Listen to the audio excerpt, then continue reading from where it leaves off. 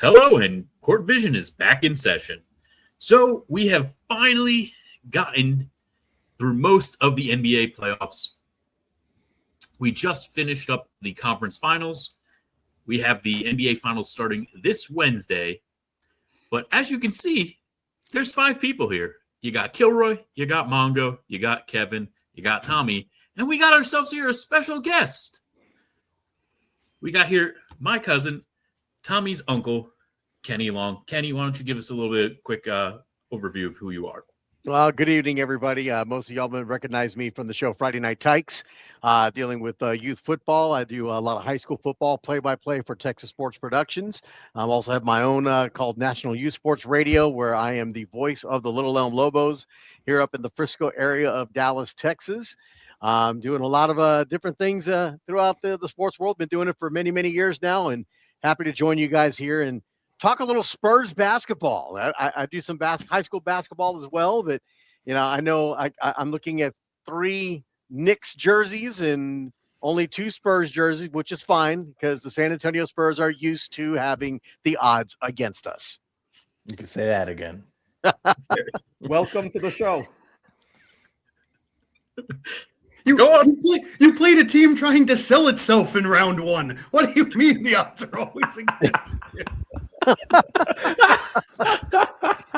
Well, judging by the officiating in the last 2 series, the odds are against the Spurs, especially when it comes to Tony Brothers. Oh, did I say that out loud? I'm sorry. I was about to say, the theme of the It's night. okay. I don't think anyone from the NBA listens. You're not going to get fined. I was going to say if you're watching at home, get the Tony Brothers drinking game going early and often, but drink responsibly. But enjoy this gym. And the rumor has it that Tony Brothers is on the crew for Game 1 in San Antonio. Oh, fun! All right. Interesting. Well, we can get into that, Kevin. Why don't you take a quick look and see how his Tony Brothers how he does calling Knicks and Spurs games, and get that going for us. So let's do a quick recap of the conference finals. The New York Knicks played against the Cleveland Cavaliers, and the San Antonio Spurs played against the Oklahoma City Thunder. The Knicks have been cruising so far in this playoffs, rattling off 11 straight wins. Actually, what is it, 12 now? No, it's 11. Yeah, 3 plus. No, it's 11. 3 plus it's 11. 3 plus 4 plus 4 is 11. And in that span, they've had the largest margin of victory in any, not just in the playoffs, in any NBA, in the NBA in an 11-game span at plus 274, I think, something along those lines. And that surpasses the 2013 Golden State Warriors, who had 193, I think, or something along those lines. So it's been quite impressive because, going into the playoffs, the Knicks did not look very strong. They looked like they may have been an early bounce, and then early in the playoffs when they played against the Atlanta Hawks, they struggled early in the first 3 games. Mike Brown did something, talked to them. The team kicked it up a notch, and they've gone crazy since. So, Mongo, tell us about how you feel about the Knicks-Cavs series. Yeah, listen, I have said it. Go back and watch our shows forever. The Cavs are not built well. I mean, there's talent there, but I don't get how many years you can go without a small forward and not care. I mean, it's been a wings league for about 20 years, and they were like, we have 2 bigs, and originally it was Garland and Mitchell. They went to Harden and Mitchell, but it's a team that has a Death Star size hole problem right in the middle of it. So I think it's a great win for the Knicks, but I will give the guys on the bottom row here their props. They definitely had the tougher matchup in the conference finals for sure. I think the Knicks should have been the favorite, and I think they took care of business. I give the Cavs credit for even getting past Detroit. And, at the end of the day, though, we said it in the Sixers round, right? The Knicks are the deepest team in the East. I don't think that is debatable. Cleveland has been arguably the shallowest team in the East for 3 years now. It was never meant to end well for Cleveland. It didn't end well for Cleveland. That's fair. That's fair. Kevin? What did you expect what did you expect trading for James Harden would do? I mean, they got rid of Darius Garland, and then they expected James Harden to save their playoff souls. Not a very good move, in my opinion. There's a reason playoff Harden isn't really favored well. Well, James Harden, even when during his time in Houston, it was the same story. Harden's all about offense. He will play zero defense. If you're expecting him to contribute on the defensive end of a game, you're just not going to get it. And it was very evident the play that he had at Cleveland. He's all quick to run down the court to try to take a shot, but he's going to take his time to get back defensively and watch your defense struggle against the opposing offense coming at him. That's something that's been constant with him in his career that I've watched him in all these years. Going back to the Spurs games against Houston during playoffs, that was something that we took advantage of, was his lack of playing defense. It was always a 5-on-4 for the Spurs when Harden was on the floor. Don't worry, Brunson did the same thing in the Cavaliers series. It was like Brunson on Harden. Okay, Brunson's gonna either score or get a basket for someone else somehow. It was pretty funny to watch. And I was amused how Cleveland, once it kept happening, I was like, are they ever going to adjust to this? Maybe, get Harden off the floor? Nope. They just kept trotting. They just left him out there to dry on an island. It was pretty hilarious to watch. I mean, analytically, that series is still going.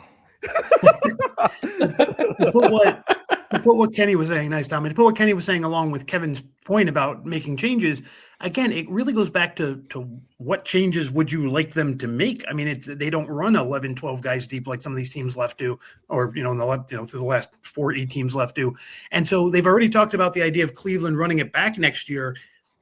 I don't think that's being said correctly, but I like that statement being Cleveland's day one of summer vacation statement more than we're going to completely remodel this thing. Because if you put an Alvarado, if you put a Deuce McBride behind Harden on this team, who can go out there and give you 15 minutes of quality defense each, like they do behind Brunson, it's a different story from the beginning of that series. It's a different story about how we're evaluating that series. Because Kevin, if they had Deuce McBride or Alvarado or guys like that just riding on this bench, yeah, I'm with you. But until they do that, until they fix that in an offseason, it's going to be the same outcome for Cleveland year after year. Well, let's be honest. That Cleveland-Detroit series, it was more from what I saw the games, the times that I did watch the games in that series, it was more of a case of Detroit completely imploding on themselves and losing that series than it was Cleveland doing everything right to win the series. They were just the benefactors of a complete implosion of Detroit, and Detroit's going to have to look at some overhaul. They've got to see what's going on there because they had the pieces. This should have been a New York Knicks and Detroit Pistons conference championship in the East. It certainly should have, and they really need to figure out because Jalen Duren doesn't seem to be the second option on offense that they were hoping he was. He showed it in the regular season, and then he had the largest drop off of any player outside of points drop off from regular season to playoffs outside of Will Chamberlain, who went from averaging 50 points a game to like 35 points a game, which is still, oh no. But he went from averaging 20 points a game to like 9.5 or something like that. He cut his points in half, and it was absolutely crazy because he was so important for their regular season, and then he just disappeared. And their next guy up was pretty much Tobias Harris for like half the games. And Philadelphia fans remember the goose egg he put up against New York in the closing game in the first round a couple of years ago. Yeah. Well, Nick fans remember Julius Randle and a bunch of kids who couldn't figure it out in the playoffs. And we've talked about it on the show before, right? The Knicks hit their crossroads moment. The Kings hit and missed miserably on their crossroads moment. The Magic, with that young team going out and getting Desmond Bane this year, right? We've seen it a bunch of times where a young team just kind of gets ahead of itself. And honestly, that'll lead into the Spurs conversation here in a minute. But, the Pistons are at a point where they need to say, are we just ahead of schedule or is there a ceiling here? Because the Kings of the Knicks and Magic all said, yeah, there is. And we saw three very different results. The Kings tried to change their path and go with veterans instead, and it blew up in their face. The 14 Knicks went out and wins. got a different face of the franchise, and it was a gym. And we'll see what the magic happened with Bane. But this is not a completely uncommon story in Detroit. We've seen it several times in the last 7 or so years. And they have you're absolutely right. They have they're at the crossroads right now where a bunch of teams have been in the last couple of years. Yeah, well, you're all right. It is, similar to what the Knicks did a couple of years ago. You can even say with Atlanta that year, who ended up going to the Eastern Conference Finals and getting embarrassed, and then they were also never able to. They were a young team, too, relatively speaking, and they weren't able to. They fell apart and went through a rebuild and in the same amount of time, and now they look like maybe this upcoming season will be another good year potentially for them, because they're pretty much bringing back the same roster as well. So we'll see what happens with Detroit in that aspect. Let's switch over to the Western Conference Finals. We had a bloodbath, not really bloodbath. That's not what I want to say. We had they were a hitting each other. slogfest between the San Antonio Spurs and the Oklahoma City Thunder. Went 7 games. This is to me, it's going to be very interesting because the Spurs went 5 games in round 1, 6 in round 2, and then they just went 7. Is that these longer series going to take its toll on this team? Victor Wembanyama averaged 29 minutes, I believe, during the regular season, and he upped it to, I believe, 39 minutes in the playoffs. Is he going to be able to continue to be the best player in the league going into the finals? There was definitely points in this series that you could see that he was becoming more fatigued. So we will see as it unfolds. But before we do finals talk, let's talk about the series. Let's start with our guest, Kenny. You tell us how you feel about how the Spurs played against the Thunder, and So this matchup against the Oklahoma City Thunder is exactly what we should have gotten in that series. You're talking the number 1 and the number 2 team in the West. Of course, they're going to slug it out. I mean, you've got the defensive MVP for the San Antonio Spurs. You got the 6th man of the year on the Spurs versus the league MVP on Oklahoma City and the runner-up to the defensive MVP at Oklahoma City. Yes, they're going to clash. This should have happened in the way it did. Now, you talk about the minutes that Wemby normally played during the regular season. Let's not forget, Wemby also was just coming off of injury halfway through the season. So they were controlling his minutes very much so, not just to get his stamina back up, but also to allow that injury to properly heal and not get a possible quick re-injury of that same injury. So they did a very good job on spacing his minutes, making sure he got his rest, which made him more available. Like you saw him in the playoffs, particularly this particular series. He was 34. What was it? The game 5, game 6, he played 46 minutes. And sure, the fatigue's going to be in there. Look at SGA last night's game. SGA was exhausted by the end of that game. He was not moving. He was not shooting the way he normally was in that game to start off towards the middle where he was really hitting shots and was hurting the Spurs. He got tired, and there was nobody there to help him. Wemby had people to help him despite the typical minutes, and he's getting stronger. What we saw as Spurs fans and as NBA fans, I think what you saw was a young San Antonio Spurs team that just grew up. They were forced to grow up very quickly against a veteran Oklahoma City Thunder and the returning champions. They showed out. They came in. They did what they needed to do. They win the game 7. And if that's not, I'm not blind to some of the things that happened during that game. Castle's got to calm down. Castle has got to calm down. This is the finals. You're going to get hard fouls. It is going to happen because people want to win the championship. You've got to brush that off. You cannot get fired up the way he is because you look at game 6, it took him out of his game. When they started hard fouling him, he took 2-3 good hard fouls. All of a sudden, he got angry, started to go at people. It took him out of his game. He stopped scoring. He was turning the ball over. It created issues.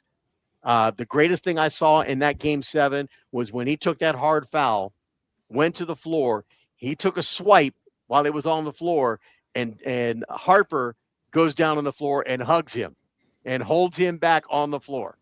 That was the greatest thing that I'd seen from the Spurs as a team supporting each other. Say, hey, let's keep cooler heads.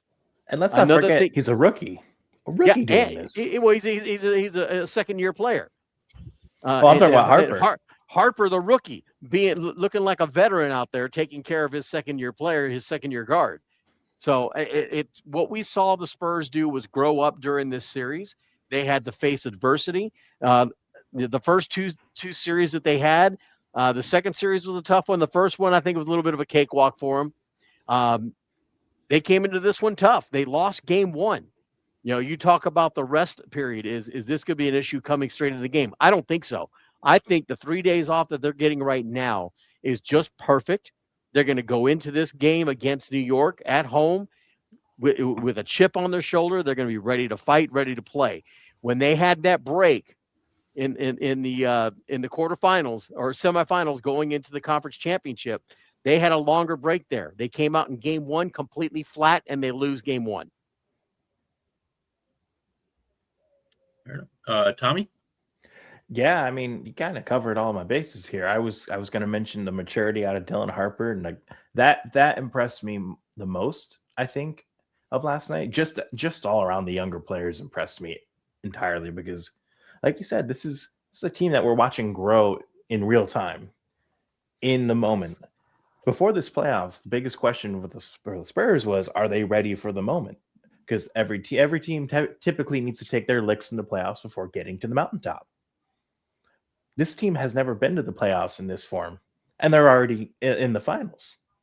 I think we've moved beyond that question. And now we have to ask the question, if they win this finals, is Victor Wembanyama the greatest player in the league right now? And in the league right now, I mean, I think I'm not talking about of all time. I'm not getting that. I understand what you're saying. I think at this point, he's established that, right? Like, he had his coming out game. I think it was game 2, or maybe it was game 1. I don't remember, the one where he had the big game against the Thunder to start the series. Game 1 double overtime. Oh, okay. So he definitely is taking that, and now he's going to get more respect when it comes to voting moving forward with awards like the MVP. It is a bit of a popularity contest too, right? Like, this was his first like full year of being dominant during the regular season. So they do like to hold that against you a little bit. So I think this deep playoff run is going to help him with that in the future. And honestly, it is scary that this team that is this young is getting itself together so quickly. They don't seem to be having that playoff, struggles and issues that most young teams have. They've had, obviously, it's not been perfect, right? They, like I said, it went 5, 6, and then 7 game series, but they are doing the best they can with the fact that this team is relatively young. I mean, outside of Harrison Barnes, they don't really have too much depth of veterans. They have a couple other players, but not with the playoff experience that he has. And honestly, they have such an important person in that building with Greg Popovich that they can lean on him. And that's huge that they are able to do that, and that you've seen it already in this playoffs, right? He helped calm Victor Wembanyama down after the Wolves when he had that foul. And we'll see how everything goes moving forward. Mongo? Well, I wasn't done yet, but sorry, go ahead, Tommy. Trust me, we'll get to me. Go ahead, Tommy. So, and to speak to the point on whether with the rest of 3 days, I think it would have been more of a factor if they were flying for game 1 to New York. That might have, but they're home with the 3 days rest. That's different than getting on a plane and flying to New York City on just 3 days rest. And not to mention, Mongo likes to downplay the adversity that the Spurs have had this postseason. I understand, but and I do get that Portland series was a team basically trying to sell itself. But they went up against Anthony Edwards and met the challenge. They went up against SGA and met the challenge. They went up against without Wemby because of a concussion. Like, I think they faced some pretty serious adversity and met the challenge. I like their odds despite having less rest than the Knicks. And that's all I have to say. Don't forget, the Spurs are much younger, and with the 3 days rest, the rest versus the lack of rest having played Game 7 might not factor in as much as it normally would with another playoff team, just because of those two factors. There's 3 days of rest in between Saturday and Wednesday, and the Spurs are not that old a team. Last I checked, their average age was under 25 years old. Yeah. They're going to recover at least a little bit faster, if not a lot faster, than a normal playoff team coming off a Game 7 series would. Well, and you have to look at one of the intangibles of the Spurs that was very visible last night after that's Game 7 win, and that is the emotion. The level of emotion that these players showed after winning that series, particularly Wemby. He couldn't contain it. He couldn't control it. This means something to this entire organization, to this entire team. And that emotion is going to spill over into Game 1 against the Knicks. And I mean, if you're a Knicks fan, you have to be concerned when you see how they won this series, how their reaction to winning this series. It wasn't a whole lot of individual things going around and this and that, like you normally see in an NBA game after a big win. It was a team celebration. They all came together in the middle of the court before anything else occurred.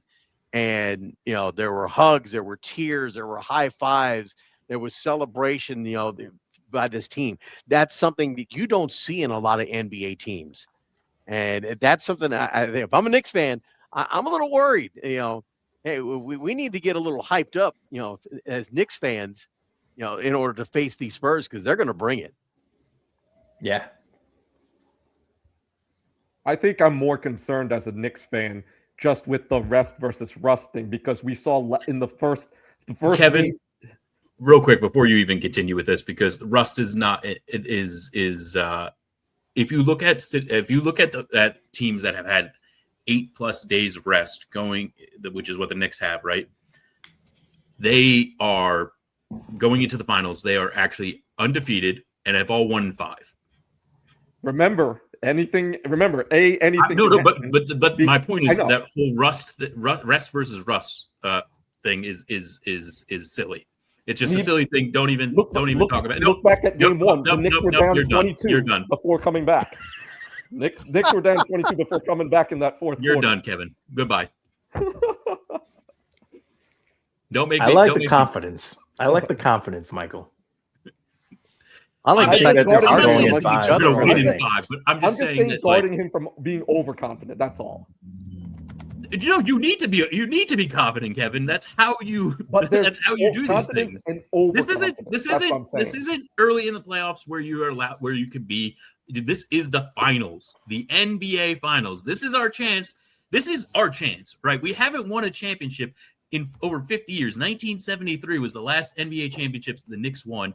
And 1999 was the last time the Knicks even made it to the championship. I don't know if you know how many years ago that was, Kevin. Which by the way, was won by the San Antonio Spurs. Yes. Who I believe also, I think they're one of the teams who had that eight game rest or something like that, and 8-day rest and 1 in 5. I think they are. I don't quote me on that, but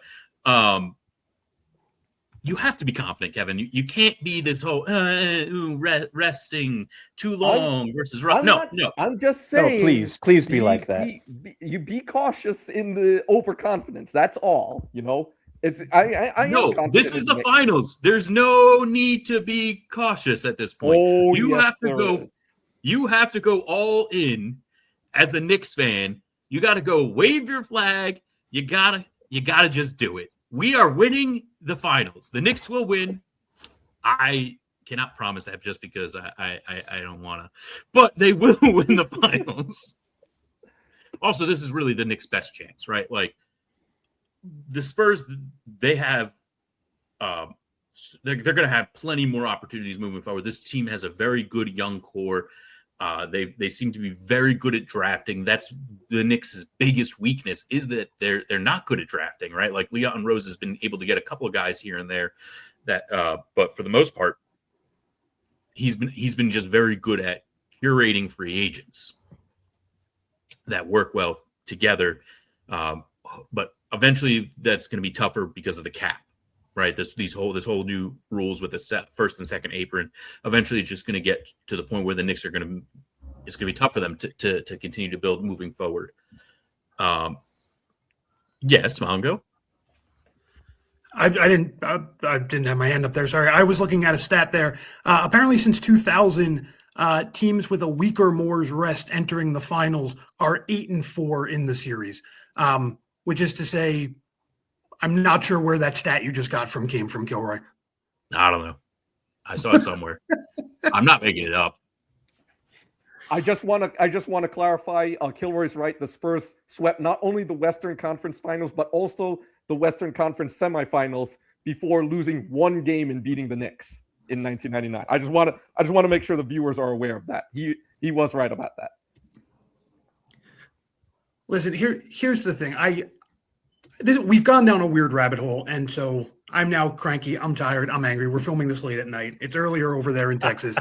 And so I think the rest versus rust conversation to begin with is a nonsensical conversation on both sides. I think we started this conversation from a weird standpoint because what I was trying to find when I got out of the conversation there, and sorry, you guys know who've been watching us from the beginning, I try not to disengage in the moment, but whatever, Kilroy, what was your number? 8-0, 9-0, 40-0, 52-0, whatever your stat was over there. Oh, I didn't say. I just said they the ones that won 1 in 5. Whatever. The point is, it doesn't matter who they are, because if Jordan had that rest, yeah, I like Jordan's odds against anybody. If LeBron had it, I like those odds. So who was that team? And just as important, who were they playing? Yes, the Knicks had the rest here, but the Spurs have the home court advantage. And honestly, I'm sorry, Top Row, the Spurs are the better team here. The Knicks are the more experienced team. The Knicks are the hot team. But the Knicks have also suffered more failures. There's no reason to believe in rest or rust here. But to my Spurs guys down there, listen, I love this team. Tommy, you know I've been on this team with you from the beginning. But the more you talk about it, the more I wonder if I was the only one being sincere back in September. You sound so doubtful when you talk about this team sometimes. I mean, does this solidify Wemby's spot as the best player in the NBA? From where? Second? I mean, he hasn't been outside the top 5 for a year. I mean, he's already the defensive player of the year. He was in the final conversation for the MVP of the year. So, okay, fine. If you want to move him from 2 to 1, sure. If you want to ask the other 29 teams, hey, if you couldn't have Wemby, would you like SGA and vice versa? The other 28 teams would all say yes. Why is that the cherry-picking hill you're choosing to die on? I don't understand. This year is a cool year. That's a valid but at point. the end of the day, this year is 1 year ahead of what every non-Spur fan expected from this team, which is a decade plus of just an insane team. So enjoy the year, win, awesome. It's like Kilroy said, the Knicks need this more. The Knicks are not as guaranteed to be back in the next 3 years as the Spurs are, or 5 years, or 7 years, or 10 years. So if you're a Spurs fan, enjoy this. And honestly, if you're really looking for something legendary to come out of this year, it's the fact that they were able to move on to Mitch Johnson and not miss a beat, because we are at a point now with this Spur team. If the Mitch Johnson era can begin and this franchise cannot miss a beat. I mean, when you talk to guys our dad's ages and you say, what are the standards for a great franchise in the NBA? They say the Celtics and Lakers. We are at a point now where if this team actually becomes something, I'm sorry, our generation has to say Lakers, Celtics, Spurs. They are now up in that echelon of proudest franchises. That's what you should be taking away from this if you're looking for some sort of legacy story here. The legacy is that the Spurs are now one of the 3 greatest franchises in the NBA history if they weren't there already. It has nothing to do with this particular year. This is just a fun run by a young team that's 1 year ahead. Mongo, you make a great point. I think the reason why the constant comments or questions coming about Wemby being the greatest player, in the NBA right now is simply because I think a lot of people, and being in Texas, being there, from San Antonio, I live in Fort Worth right now, but I still hear a lot of what's going on with the San Antonio Spurs down here. And I think the single biggest issue and the reason why that keeps coming up as a conversation is that MVP race, that MVP award that was given to SGA. Wemby was the third in the voting. He wasn't even second in the voting. He was third in the voting. So it's almost like there is a sense that he's not good enough yet for people to proclaim him as an MVP of the league. But yet he's gone out and done nothing but show that. Tell me any other player on the court that when they go off onto the bench, it literally changes the entire complexity of the game for those 3, 4, 5 minutes that he's actually getting a rest on the bench. There's no other player in the NBA that does that. When he steps on that court, you literally look at Chet Holmgren for Oklahoma City. He was absolutely non-existent. How many times did he get the ball and drive into the paint with Wemby there stepping in to defend, and he literally could not turn around fast enough and get the ball out of his hands to somebody else? To me, that right there shows that he is the best player in the NBA as we see this game now. I think the reason why it keeps being questioned is because he did not get the MVP. But this win last night, this win in this series, I think just sent the message to the world. And Tommy, he's right. We got to stop questioning it. He is the greatest player in the NBA right now. And he just showed it against the MVP that won the award this year. Now, with that being said, and again, I just feel like we have this whole catch-22 for Spurs fans here because, listen, Kenny, I appreciate everything there. And if I just called in first time, long time, I'm hanging up very happy with that conversation we just had. But the thing is, again, as Spurs fans, we're saying we showed them, we've proven something. But here we are. And listen, I respect the Thunder for not bringing this up early. The conversation yesterday was that Chet Holmgren is terrible, and this is the worst Holmgren we're ever going to see. I love that they've basically made him the scapegoat of this.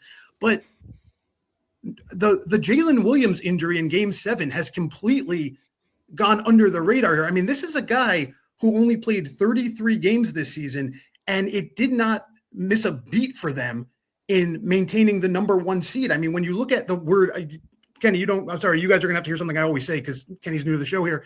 But that idea of value when you're talking about as a total package of the whole cost, we always talk about, well, what happens when you remove other parts? What happens with that? And I mean, the Thunder didn't miss a beat taking Jalen Williams out of 50 games this year. I mean, that means something. And if you look at that Game 7 there, Jalen Williams this year averaged 17, 4.5, 5.5. Halliburton in the playoffs last year, and if you look up these numbers, Kevin, they're a little bit different because technically those 9 minutes he played in the Game 7 Halliburton matter.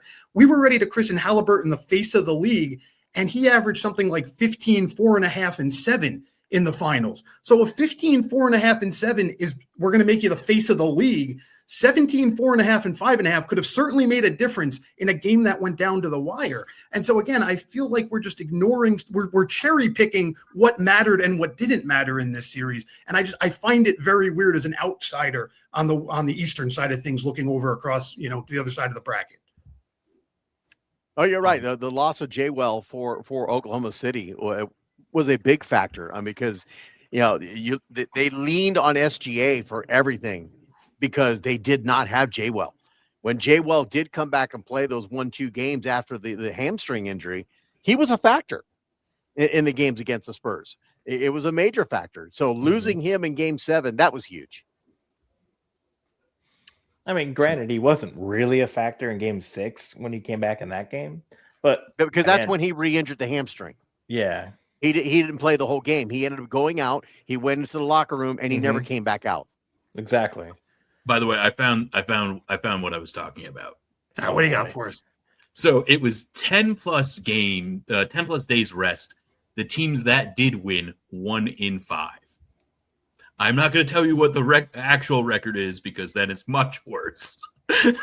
So what you're saying, if I can manipulate that English sentence slightly, a team that can overcome rust is able to overcome pretty much anything, right? When Yes. rust is not a factor, other things did not then prove to be a factor, nor did it seem like they put so much effort into winning game one that it then depleted them for the rest of the series. Would that be a fair way to manipulate that And stat? again, I don't know why I got that real bad before. But unfortunately, when you're playing on the road in game one against a really good team, if we lose this game, which I think we're going to, I have the Spurs heavily winning game one. I don't think it matters. And I think that's what your stat is saying. I think if the Spurs take game one here, regardless of whether the rust plays a factor or not, it doesn't mean anything on the negative side. It just means that if the Knicks do win game one, they're in really good shape, which honestly, if the road team wins game one of the finals, that's really good anyway. So I'm not sure what to make of this stat, but I do think, to your point, Kilroy, we can put the rust argument to bed a little bit because it doesn't seem to be a detriment so much as it's a nice bonus if you can overcome it. I find it funny that Kilroy is the one stat hopping and I'm the one who's trying to temper a reliance on the stat, which is pretty darn hilarious here. Well, You've really come a long way, team. I was just confused because when Mongo came out with his thing, I'm like, where did I get my? Because I heard it. I didn't make this up. No, I heard it too. I remember hearing it on the telecast on the ESPN crew. They in the ESPN crew, and I think NBC also mentioned it as well. But it was definitely mentioned on both telecasts. I was just enjoying the fact that Michael was getting all Stephen A. Smith on the whole idea. First off, that fake Knicks fan. He fled. As soon as San Antonio won, he fled. Yeah. I'm he can go back to being a Philly fan. All right. Let's wrap things up here. Mongo does have it, and Kevin do have a heart out. So thank you all so much for joining us. Oh, real quick, Knicks Predictions. Yeah, predictions. We got to do our predictions, man. Yeah. Predictions, Kilroy, come on. Yeah. I have Knicks And winning. feel free to yell at Kilroy also. We're all doing it. Yeah. Knicks. Obviously, I'm a Knicks fan. I'm picking the Knicks. I'll pick. I'll be nice. Knicks in 6. Mongo. Go ahead, Tommy. Oh, I got Spurs in 5. I have them losing game 3 just in MSG, but then winning 4 and 5. Mongo. Well, boys, the time has come. I regret to inform you that while I've had a lot of fun sparring with Kenny tonight, he brings up a very good point. They have the best player. They have the best player by a mile. And the best player does tend to win championships in the NBA. I think the Knicks are going to be surprisingly pugnacious in this guy. I think we're going to see a spirited battle. I'm just going to go home teams all the way. If anyone wins on the road, congrats. It's over. But I'm going to take the Spurs in 7. Kenny. Well, obviously, being a Spurs fan, I got to go with the Spurs, but I'm not oblivious to the fact that you're looking at the New York Knicks. This is a very talented and a veteran-led New York Knicks team. They've done their job in the East, but I think the weakness in the East could be the demise. I think the Spurs found something in their matchup against Oklahoma City, the way they handled SGA. They really took him out of his game in a lot of games. Last night's game was the most points I think he scored in the series, based on the way they played him defensively. I think they do the same thing to Brunson. I think the X factor for the Knicks is going to be Townsend up against Wemby. I think that's going to be a tough battle. The less takeaway I give Wemby is he does get bodied out of the paint, and I don't like that. He's got to find a way to fight that off and get to the bucket. But I'm going to take the Spurs in 7. I think the Knicks take it to the hilt, and they'll take it in 7. Kevin, wrap this up. All right.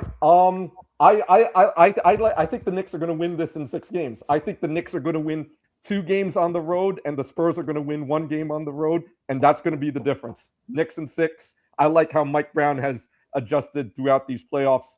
I'm riding the Knicks in 6. Good call, Kev. Oh, you mean the Greg Popovich led Mike Brown? Hey, I'm not gonna knock he's doing it for the Knicks. I don't care. I don't care where I'm he's gonna knock it.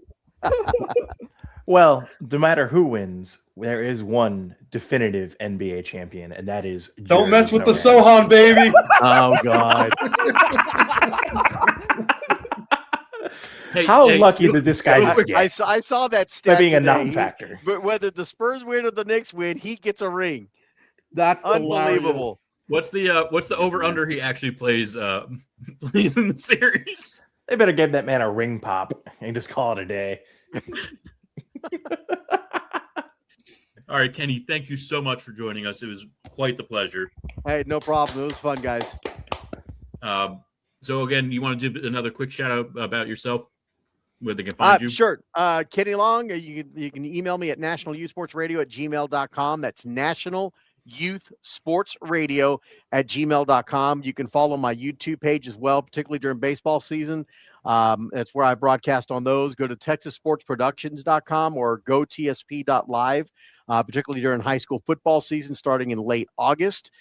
You can catch games that I'll be there. If everything works out, we're getting ready to sign some contracts, and I will be the voice of the Little Elm Lobos football coming up this football season as well. So I'll be covering Lobos football and baseball next season. Fantastic. Congratulations, Kenny. Awesome. Congrats. Congrats. All right, right, thank everyone. you. You guys have a great one and good luck. Thank you, everyone. And go Spurs, go! Knicks.